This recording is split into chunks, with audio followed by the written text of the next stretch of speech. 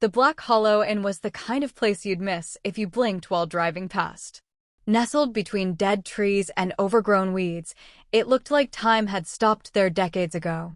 The faded signs swung in the wind, creaking like a coffin lid, and a single dim light glowed behind the cracked front window. Daniel, a traveling photographer, wasn't planning on stopping. But a sudden storm turned the road into a blur of rain and shadows. With no cell service and his gas tank nearly empty, he pulled into the inn's gravel lot. Inside, the air smelled of damp wood and something faintly metallic.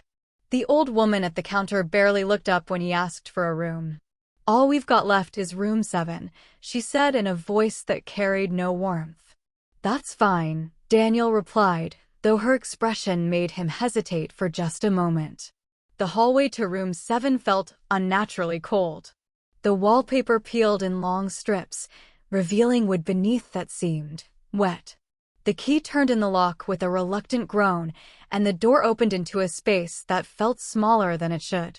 The bed was neatly made, but the air was heavy, almost suffocating.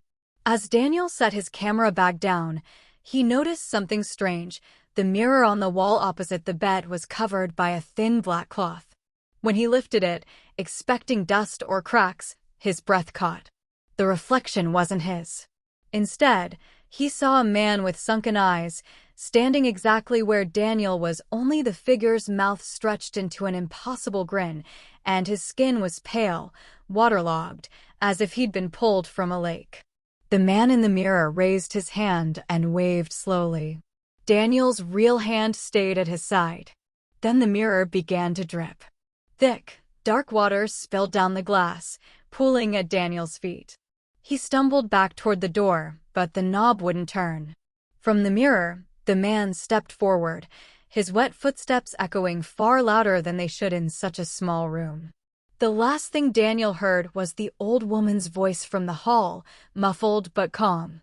"I told you, we only rent that room once."